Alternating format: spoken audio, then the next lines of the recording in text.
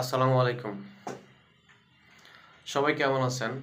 আলহামদুলিল্লাহ সবাই ভালো আছেন। আমরা ফেসবুকে যেই পরিমাণ নীতি কথা লিখি বা নীতি কথা বলি,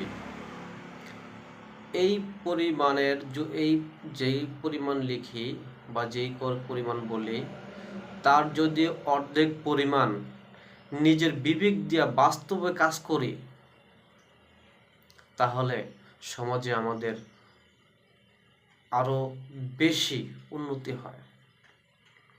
ঝগড়া বিবাদ হবে না আমাদের সমাজে, যদি ওই বিবেক দিয়ে কাজ করি। কিন্তু আমরা নীতি কথা বলি ফেসবুকে, টিকটকে, বিভিন্ন সামাজিক অনুষ্ঠানে। আমি নীতি কথা বলে আমি নিজেই অন্যায় করি, তাহলে এই নীতি কথার কোনো মানে হয় না। আগে নিজের বিবেক চেঞ্জ করেন, নিজের বিবেক দিয়ে কাজ করেন, তারপর নীতি কথা বললেন। ধন্যবাদ সবাইকে।